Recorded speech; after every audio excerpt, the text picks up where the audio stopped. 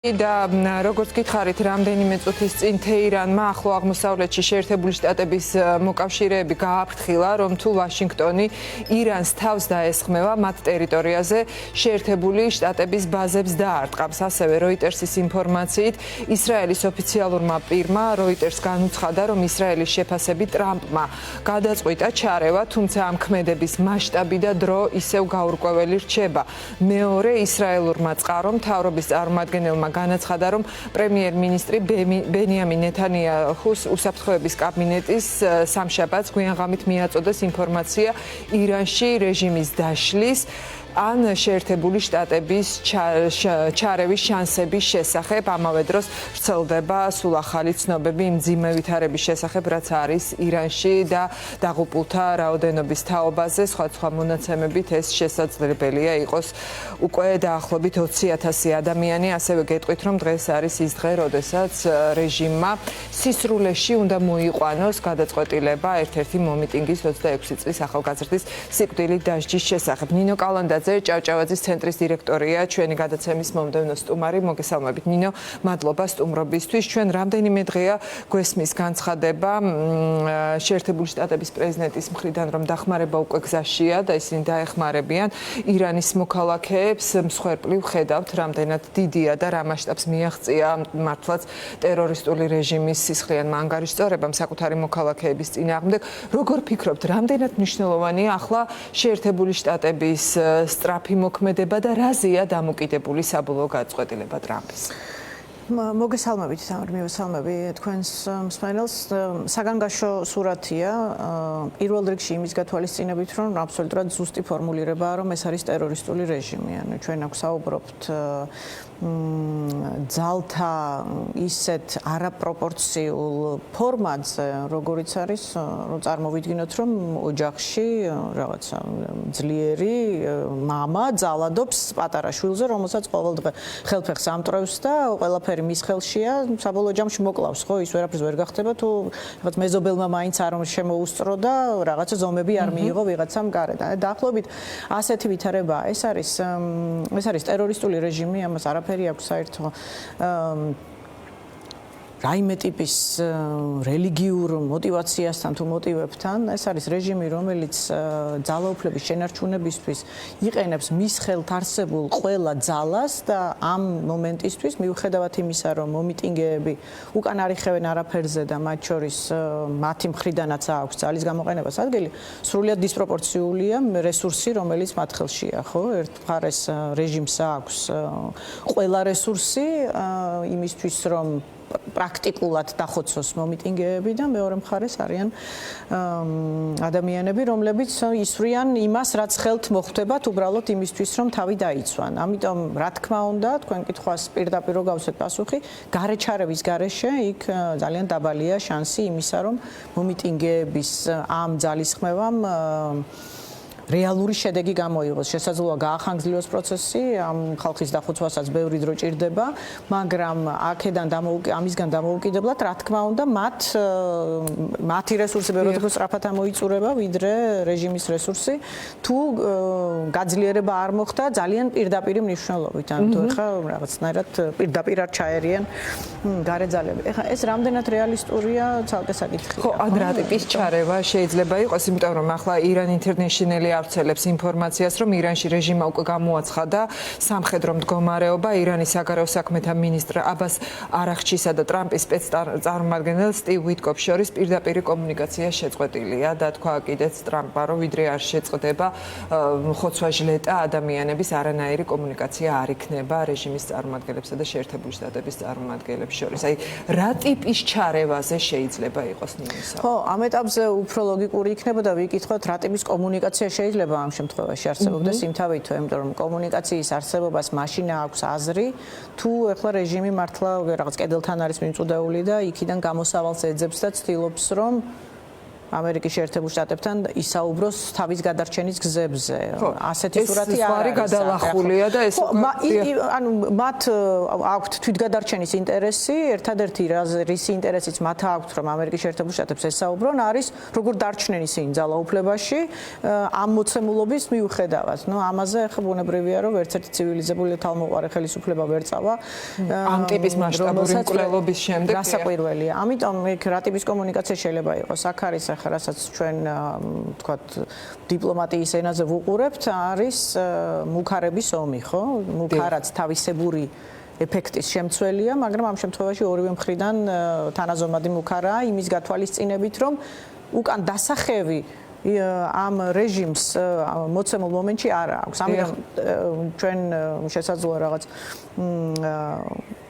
გულისწყენით თუ მეტი მოლოდინით ვუყურებთ ტრამპის განცხადებებს, როდესაც ის ამბობს, რომ ჩვენ დავეხმარებით და არა გადადის აქტიურ ფაზაში, მაგრამ აქტიურ ფაზაში გადასვლამდე განაცხადი იმისა, რომ ჩვენ ჩავერევით, ამასაც თავისი შედეგები უნდა მოყვეს.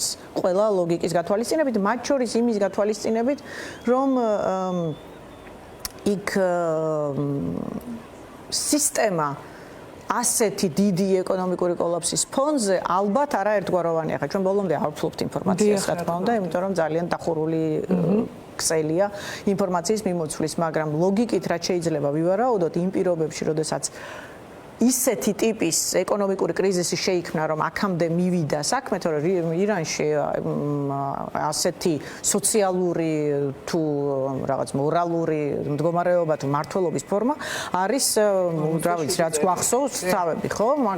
მაგრამ აქამდე ესკალირდა სწორედ იმიტომ, რომ ძალიან დამძიმდა ეკონომიკური სურათი. ეხლა ეკონომიკური სურათის დამძიმება ამ ფონზე მათ შორის ნიშნავს იმას, რომ სისტემას ალბათ შიგნითაც უჭირს, იმიტომ რომ ეხლა პირდაპირ სიტყვებით რომ ვისაუბროთ, იმ ჯარისკაცებს და იმ პოლიციელებს ფული უნდა გადაუხადონ იმისთვის, რომ მათი მოქმედონ. იმათ თუ არ აჭამე, არაფერს არ იზავენ, ცხადია და მაშინვე გადავლენ მეორე მხარეს. ისევე როგორც ელიტებს შენარჩუნება ჭინდება სისტემის შიგნით. ამიტომ არის რომ ის სისტემები, ვისაც ფინანსური სტაბილურობა გააჩნია, დგას, როგორიც არის ივანიშვილის რეჟიმი, თორე ესეც ტერორისტული რეჟიმია. და ისეთ სისტემები, რომლებსაც უჭირთ ფინანსური სტაბილურობის შენარჩუნება, უფრო მეტად ექვემდებარებიან ყევებს. თუ ასეთი ვითარება არის ახლა თეირანში უკვე სისტემის შიგნით, სადაც ელიტები ირყევიან, სადაც ვიღაცები უკვე გამოსავალს ეძებენ, პარტნიორებს ესაუბრებიან საზღვრებს გარეთ, მაშინ შესაძლოა ამ მუქარასაც გარკვეული წინსვლები კონდეს. რა თქმა უნდა, იმის თუ გავითვალისწინებთ იმას, რომ ყოველდღიურად იქ ასეულობით ადამიანი იხოცება, ბუნებრივია, რომ ადამიანებს მეტი უფრო სწრაფი რეაგირება გვინდა. კი ბატონო, ნინო, რას გეუბნებათ თქვენ ქართული ოცნების დუმილი ირანში მიმდინარე ამ ძიმე პროცესებთან დაკავშირებით? ჩვენ ხედავთ, რომ საგარეო საქმეთა სამინისტროს არანაირი ოფიციალური განცხადება არ გავრცელებია. ირაკლი კობახიძე არ იმყოფება საქართველოში, მასთან ერთად მხოლოდ სახელმწიფო მედიაა და კითხვაც არ დაუსვამთ ამ ყველაფერთან დაკავშირებით, მაშინ როცა ირაკლი კობახიძე გვახსოვს ჩვენ, ხო, ირანში ჩასული და იმ დარბაზში მყოფი ტერორისტების გვერდით, სადაც ისმოდა სიკვდილი ამერიკას და სიკვდილი ისრაელს. დღეს ქართული ოცნების ზოგიერთმა დეპუტატმა თქვა, რომ ძალადობას ორივე მხრიდან გმობთო, ანუ აიათოლას რეჟიმი და აქციის მონაწილეები, რომლებიც დახოცა რეჟიმმა, ერთმანეთთან გაათანაბრა. რას ნიშნავს ეს? რა ტიპის არჩევანზე მიუთითებს? ხო, ესე იგი, იმის გათვალისწინებით, რომ ამასობაში ყველა კარგად ვერ ყვევით შიდა პოლიტიკურ ასე ვთქვათ, კულუარულ დინებებში შეგვიძლია თამამად გავმიჯნოთ თუ რას ამბობენ დეპუტატები და რას ამბობს ქართული ოცნების ოფიციალური წარმომადგენლობა. დეპუტატები რასაც ამბობენ, მათ არ აქვთ არანაირი გზავნილი, ისინი უბრალოდ რაღაცებს ლაპარაკობენ, ისე რომ ინფორმაციას არ ფლობენ, მათთან როგორც წესი, განსაკუთრებულად დიდი კომუნიკაცია ირაკლი კობახიძის და მისი აპარატის მხრიდან არ ხდება, ამიტომ ისინი თვითდინებაში არიან და შეგვიძლია უბრალოდ არ მივაქციოთ ყურადღება რას ამბობენ.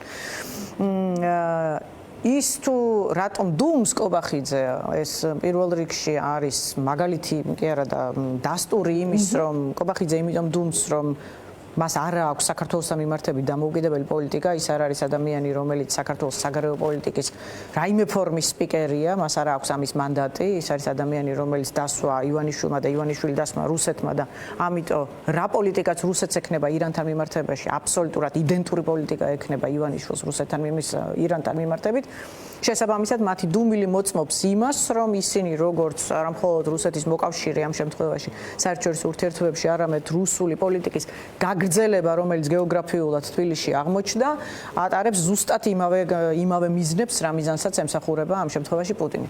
პუტინი არის ტერორისტული რეჟიმების მოკავშირე, ეს არის ყველა დიდი სამკუთხედი, რომელიც არის რეგიონში შექმნილი, ეს არის ჩინეთი, რუსეთი და ირანი. ისინი ახლა ირანის გადარჩენისთვის იბრძვიან, ამიტომ ბუნებრივია, რომ კობახიძეს ბევრი არაფერი სათქმელი არ აქვს. და აი ამ ფონზე, როცა 10,000 ადამიანია დაღუპული, ხმას არიღებენ ირანზე და სამიზნე ახალი ამოარჩიეს მაია სანდუ, ხო, მოლდოვას პრეზიდენტი. ანუ იმაზე ხმას არიღებენ და ბოლო დღეებში მთელი პროპაგანდა და ქართული ოცნების სპიკერები, პირველი პირები ლაპარაკობენ მხოლოდ იმაზე, მაია სანდუმ თურმე როგორ გადაწყვიტა საკუთარი ქვეყნის ჩაბარება, აი ამაზეც მინდა ბოლოს კომენტარი გთხოვოთ. ხო, აბსოლუტურად იდენტური სქემის ნაწილია, ანუ ჩვენ თუ გავემიჯნებით იმ სურათს, რომ ეს ადამიანები უბრალოდ არ არიან დამოუკიდებლად მოთამაშე პირები და არიან სხვა ქვეყნის ინტერესების გამტარებლები, მაშინ ლოგიკურია, რომ მათ მტერს წარმოადგენს მაია სანდუ, რომელსაც თავის ქვეყანა ევროკავშირში უნდა და რომელიც რუსეთის ინტერესების წინააღმდეგ იბრძვის საკუთარ ქვეყანაში და მათ მოკავშირეს წარმოადგენს რუსეთი და ირანი, რომლის მიმართაც ისინი სოლიდარული არიან და არა გაუქმება. ხო, რა თქმა უნდა, ეხლა ესენი ოდნავ და ჩემი აზრით ეს აი ესეთ ვითარებებში განსაკუთრებით თუ ოდნავ ლოგიკურად შევხედავთ ხოლმე დისტანციიდან სურათს ძალიან ნათლად ჩანს ასეთ ვითარებაში, მათ შორის ის, რომ ივანიშვილი მინიმალურად დამოუკიდებელიც კი არ არის თავის მოქმედებაში, იმიტომ რომ ახლა რეგიონისთვის ისეთი სტრატეგიულად მნიშვნელოვანი საკითხები წყდება, რომ ოდნავ მაინც დამოუკიდებლად ფუნქციონირებდეს, მაშინ მას მინიმუმ ამ საკითხებთან მიმართებით ჩამოყალიბებული პოზიცია ექნებოდა. ანუ მას ექნებოდა ეხლა აი ამ რეგიონული დერეფნების მიმართ კაფიო პოლიტიკა, რომლითაც ის მათ შორის შესაძლოა თავის მოკავშირესთან, მაგრამ პუტინთან თავის ინტერესების სასარგებლოდ ივაჭრებდა, ან ქვეყნის ინტერესების სასარგებლოდ ივაჭრებდა. ვინაიდან მას ეს ბერკეტი საერთოდ არ აქვს, ამიტომ არის რომ მათ ამ საკითხთან დაკავშირებით საერთოდ არანაირი პოლიტიკა არ აქვს, მათ შეუძლიათ მხოლოდ იმედოვნონ, რომ ირანი ამ ვითარებაში გადარჩება დღეს. და მით უმეტეს იმ ფონზე, როცა აი ვნახეთ გუშინ, ხო, სომხეთის საგარეო საქმეთა მინისტრის და რუბიოს შეხვედრა ამ დერეფანთან დაკავშირებით, ტრამპის დერეფანთან. ხო, ეს პროცესები დაძრულია იმისგან დამოუკიდებლად ირანში უახლოვეს მომავალში როგორ გადაწყდება საკითხი, რეგიონის საკითხი პრაქტიკულად გეოპოლიტიკური თვალსაზრისით ახლა წყდება. ამ მატარებელს, ასე ვთქვათ, ვისაც ტვინი აქვს ახლა და ვისაც ნება აქვს და შესაბამისი მანდატი გააჩნია, ამ მატარებელს მიუსწრებენ და ეს იქნება სომხეთი და აზერბაიჯანი რეგიონში როგორც ჩანს. ნუ საქართველოს ამ პროცესში ამ ეტაპზე არის პირდაპირ რუსეთის გაგრძელება. დიდი მადლობა ნინო, მადლობა სტუმრობისთვის. ნინო კალანდაძე, ჭავჭავაძის ცენტრის დირექტორი იყო, ჩვენი გადაცემის ბოლო სტუმარი. აი ასეთი იყო კომენტარი დღეს. მადლობა ყურადღებისთვის. დარჩით ფორმულაზე მოვლენების განვითარების შესახებ უკვე ჩვენი მომდევნო გადაცემებიდან შეიტყობთ. მე კი გემშვიდობებით პარასკევამდე ნახვამდის.